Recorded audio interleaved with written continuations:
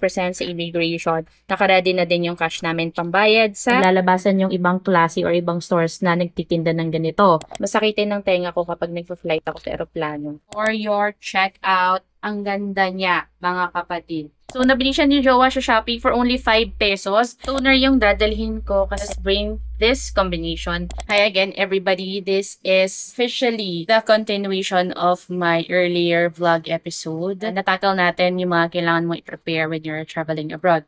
I am going to share to you how we pack our luggage. And we are going to use just one luggage for both of us. So, sukatin natin siya. Hindi ko na matandaan kung anong sizing nito. Pero, anong size nito. Pero guys, more or less, 25 kilos yung capacity niya. And I've used this many times. Matagal na din to sa akin. Nag-iisang maleta ko lang ito. So, the size is 15 inches by 23 inches tall. 10 inches yung width. And we are confident na magkakasya dito lahat ng gamit naming dalawa for our 6-day travel. Tapos pala, bago namin officially buksan yung maleta at ilagay yung mga gamit namin, nagpack kasi ako ng sapatos. Ako lang yung magdadala ng isang spare. So, ito guys yung sapatos ko. Ayan, puti and black. Ginabitan ko siya nito. So, nabili siya ni Jowa sa Shopee for only 5 pesos. And ako yung pinakaunang gumamit. First time din namin gumamit nito. This is really effective. Wipes lang siya, actually. Hindi ko na napakita kasi hindi ko siya na-videohan kanina. Pero, totoo yung claim niya. Ay, ang linis ng sapatos ko.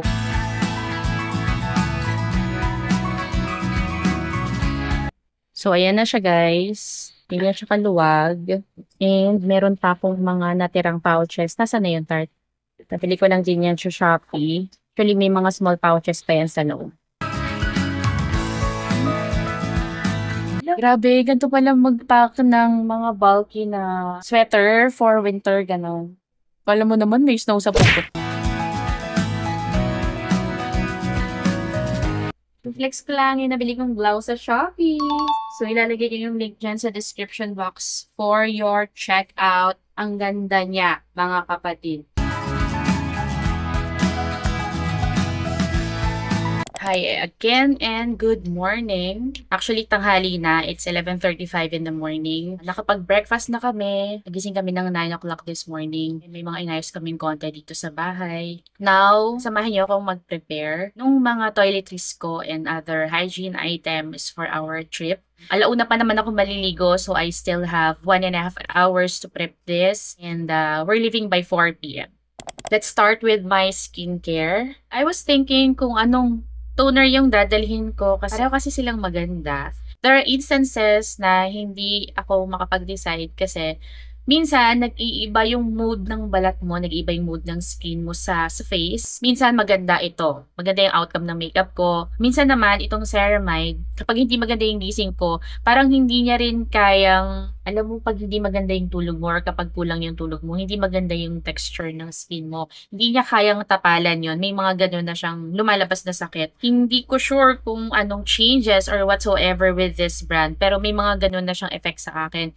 And for the past few weeks, this one is giving me so much hydration and a better skin kahit na medyo kulang ako sa tulog. Ang laki kasi ng bote niya kaya medyo nahihirapan ako mag-decide. In my experience sa nanonotice ko, pwedeng may effect yung ginagamit kong toner sa ginagamit kong product after this. Before, nung gumagamit ako palagi or mas madalas ng toner from Skintific, perfect siya kapag pinipair ko sa serum na to. Kapag ito naman, toner na to yung ginagamit ko, perfect pair siya kapag ginagamit ko itong Ampule ng Madagascar. There's something talaga sa combination nila. Though hindi ko na na-research guys yung mga ingredients ko kung bakit merong perfect combination sa kanila. So both of it naman, beneficial sa akin and satisfied naman ako guys sa effect.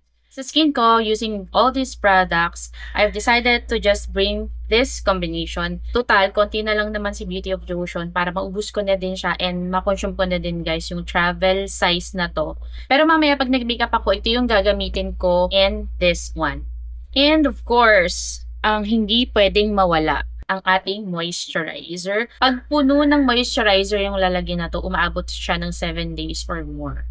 Since meron tayo nito and meron akong ganitong kalaking moisturizer, nire-refill ko guys to para hindi ako buhat ng buhat at bukas ng bukas ng sa malaking size na to, 'di ba? So ngayon, siya na talaga yung dadalhin natin for this trip. Napansin ko kapag nag-flight ako, yung mga liquid na dinadala ko, naka-check-in man yan or not, para siyang nababawasan. Parang may nangyayaring evaporation dun sa mga liquid products na dinadala ko. Kaya 'di ba yung ibang mga nagtra-travel, yung mga pabango, yung mga anything liquid na dinadala nila, nilalagyan nila ng tape. Sample ko na lang guys, yung bote na to. Ang laman nito is cologne. Nung one time na nag-travel ako, hindi ko lang matandaan kung sa check-in ko siya nalagay or sa hand carry ko. Pero guys, initially, meron tong takip. After travel, napansin ko na yung takip niya is nabasag. Tapos nabawasan din yung content. Ngayon, ang plano ko kapag magdadala na ako ng mga ganitong klase ng liquid products is magbabaon din ako guys ng masking tape. Babalutan ko siya ng tape para lang maiwasan ko yung parang evaporation na nagaganap on air. Moving on, since okay na tayo sa toner, sa serum, and sa moisturizer, syempre, ang pinaka-importanting skincare sa lahat-lahat na meron ako ay ang aking sunscreen. I always say that sa aking mga vlog episodes, especially kapag pinag-uusapan yung skincare, kasi mawala na lahat, wag lang ang inyong sunscreen. Di bale nang hindi ka makapag-toner, serum, or moisturizer, pero wag na wag mong hahayaan na hindi ka makapag-sunscreen. So, okay na guys, yung mga kit na binanggit ko, ayan silang tatlo, maliliit na yan, so hindi na ako magsasalin. So, yun na lahat yung skincare na dadalhin ko. Let's move on now sa aking makeup. So, syempre, pag nag-makeup ka, hindi pwedeng wala kang foundation. Or if you guys prefer to use a tint or a skin tint rather than this kind, or meron din palang tinted sunscreen. Other people prefer to use that kapag nag-travel sila instead of bringing their foundations. Pero ako, gusto ko pa rin magdala ng foundation. Nalilito pa rin ako kung paano ko sila isasalin. Kasi tingnan nyo, magkapareho siya. Tapos yung pang label natin, walang pang foundation. At very useful talaga yung tape na to. I've decided to just label this jar using this masking tape. O, diba? So, ito na. Nagawa na natin siya ng label. So, I'm going to bring 1 Fiji and 1 Punjab shade. Since 6 days tayo doon, magpapump tayo dito ng mga 8 pumps. Guys, the good thing pala dito sa jar na to, meron siyang ganito. Masiseal niya kung anumang product yung nasa loob. Naalala ko, nung huling nag-travel kami by plane, lahat nung mga liquid items ko or liquid skincare products na isinalin ko lang guys sa, alam niyo yung lagayan ng contact lens. Nung binuksan ko na sila, parang nabawasan sila ng, basta nabawasan yung mga liquids, ganon. After my foundation, ang next makeup step na ginagawa ko is mag-contour. I would like to share to you my new contour powder, which is this one. This is actually a replacement kasi tingnan nyo naman, ang isang ito, gamit na 6 months yan sa akin mga kapatid. And buong pagpupugay kong ipinagyayabang na sobrang ganda ng contour powder na to. Obvious naman, it's very subtle. Itong isang to, yung darker shade, ito talaga yung pang contour ko sa mga kanto-kanto ng mukha ko.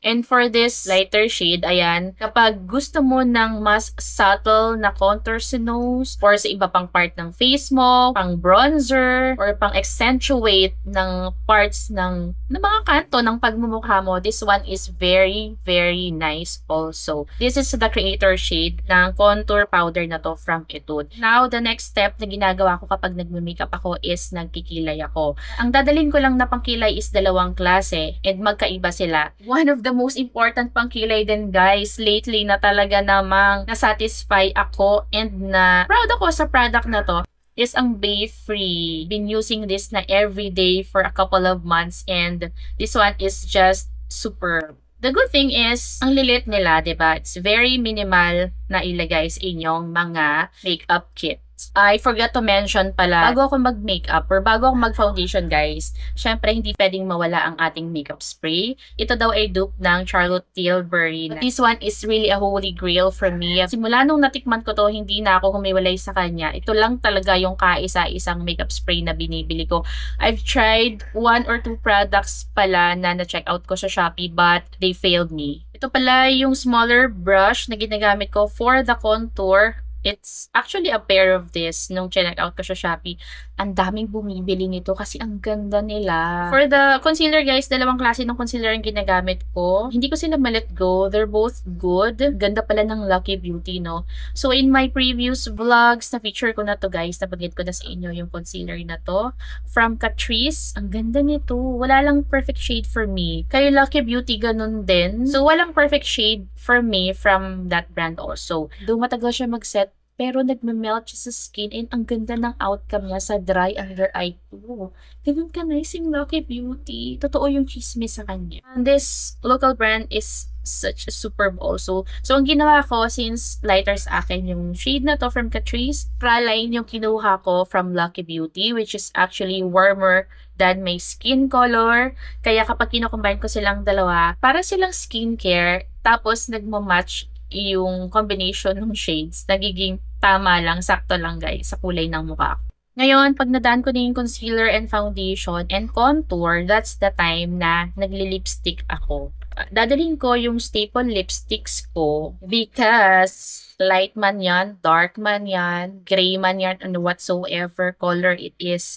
Yung staple lipstick combination ko is just perfect and it's very natural looking sa akin. Aside from that, magdadala ko ng another lipstick na ang shade ay Lenude Unstoppable. This one is a kinda red lip shade. So, total of 3 lip shades yung dadalhin natin. When it comes to coloring my cheeks, hindi ako nag-invest sa medyo mahal na blush on, ganyan. Sa akin kasi mura na yung 100 or 60 pesos, ganyan. Yun yung mura sa akin. So, dun lang ako nag-stick, guys. Ito pa din yung blush on ko. I will be bringing just 2 shades. So, meron nga pala akong liquid blush on. Hira ko lang siyang gamitin and hindi ko siya dadalhin ngayon.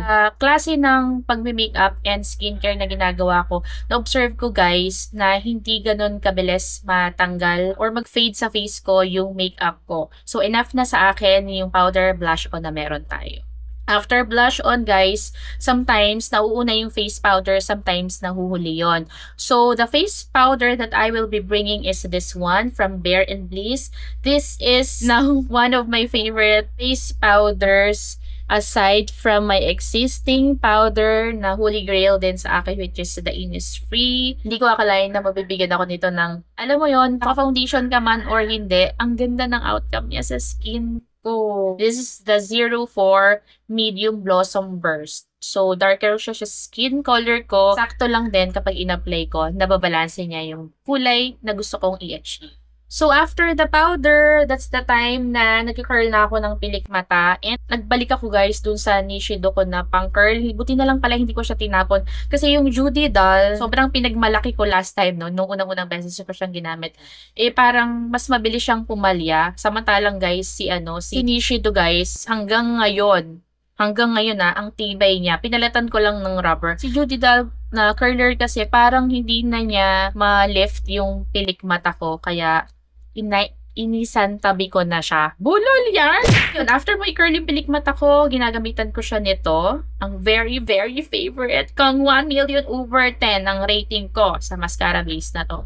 And I'm planning to use, pang tight line ko guys. I have 2 palettes ng eyeshadow dito. Ang gaganda nila. Wait, ito, ang ganda. Tingnan nyo, para siyang dupe ng Romand. Ang gaganda ng shades. It's very earthy and neutral shades, diba? Tapos may peachy. Ang gaganda rin ng mga glitters. Pero hindi ko siya magamit kasi yung mata ko bumibigay. Hindi na talaga niya kaya guys after ko magpalisik. Parang yung mga powdery something na nilalagay dito sa lids, hindi na niya kinakaya. After nung mata ko, syempre, ang pinaka-huling step na ginagawa natin is ang mag-highlight. And this is the highlighter that we have. Hindi na rin ako bumili ng bago. Mabibili lang din sa Shopee. 100 pesos something lang din ito guys. Tingnan nyo. Very konti lang akong gumamit. Nag-iisa lang to. Wala akong ibang highlighter. So sa facial wash, Hindi rin ako magsasalin guys ng facial wash kasi mag-share na lang kami sa facial wash na to ng aking jowa. Tingnan nyo naman, paubos na yan. Sisimutin na lang talaga namin to actually pagka dating namin doon. And I'm hoping na mag-last ito for 7 days. Gidugupit ko yan ng ganyan, no? Talagang sinisimot ko yung loob. Kasi medyo may kamahalan din kasi guys yung brand na yun. Tapos magdadala tayo ng sabon. Isang perasong sabon para sa aming dalawa for 6-7 days. Sa shampoo naman, ito guys yung kailangang isalin ko na this time. Sayang may pump pa naman siya. Kaya lang medyo malaki siya. So ito na lang yung lagay natin ng shampoo. Napapress siya ng ganyan, no? Matibay din yung grip niya. Medyo may katigasan siya. Ganyan. So, halos kinalahati ko guys yung aking jar. For the conditioner, meron na ako. Ayan, nakasachet lang para hindi bulky, 'di ba? At hindi rin siya mag-evaporate. Since hindi ganun kadami yung mga pinagdadala ko, di ko rin halos nagamit guys yung mga to. Ang dami pa nating magagamit next time. Tapos, pwedeng reusable na din yung mga nagamit ko now kasi pwede pa natin silang linisin and in-store ulit sa pack na to, 'di ba? Maliligo muna ako kasi kailangan naming umalis by 4 p.m. and it's now 1 o'clock in the afternoon. See you again next time. Before I forget to mention, huwag niyo rin kalimutan na magdala ng mga sarili niyong toothpaste, which is also better para hindi na kayo bibili, hindi na rin kayo mapapagastos, diba? Meron din kaming dalang floss. Nag-ready din kami guys ng medicines. Baka kasi madali tayo kasi, diba? Food trip tayo and food discoveries. Nagdala kami ng Buscopan and isang banig na Loperamide. And syempre, huwag mo kalilimutan dalhin ang iyong vitamin kit. Since medyo bulky yung lagayan na to ng floss, ita-transfer natin siya to this. Diba? It's more convenient and space-saving talaga. And magdadala din tayo ng chewing gum kasi masakitin ng tenga ko kapag nagpa-flight ako sa aeroplano. So, syempre, hindi pwedeng mawala ang ating wipes. Prefer to use wipes instead of a towel. Bukod sa papawisan ka, pagka nagalit sa'yo yung tiyan mo, ready ka, diba? Tapos, babaunin natin guys ang ating shoe shine wipes, ang wipes ng ating sapatos. Kasi ang chismis ay may mga occasional rain showers daw sa sapa para ready tayo. Para bago mo ulit i-repack, kabalik sa maleta mo yung sapatos mo, malinis siya, diba? Neck pillow, ayan. Sa Shopee lang to. Kasi meron kaming nakita sa mall na 1,700 yung price. Tapos, syempre, pag nagtingin ka sa Shopee, lalabasan yung ibang klase or ibang stores na nagtitinda ng ganito. Fortunately, may nakuha tayo sa halagang 400 lang yata to. Memory foam na din talaga siya. This is steel, guys. Kasi ang mahal sa mall, ang mahal din sa ibang mga stores. So, kung naghahanap ka ng neck pillow, kung gusto mo ng comfort sa buhay, get one of this. So, isa lang yung binili namin kasi meron kaming existing neck pillow. Naiwan lang to ng namin, ng pamangkin ko. So, hindi na namin binalik sa kanila. Steel na din, ganon. Libre na, steel pa, diba? At syempre, isa din sa talaga namang pinakamahalagang bagay na dapat hindi mo makalimutan ay ang inyong passport. Isama mo na dyan sa iyong organizer ang inyong flight ticket, itinerary, ang inyong kung ano pa man ang kailangan mong i-present sa immigration. Naka-ready na din yung cash namin pambayad sa travel tax.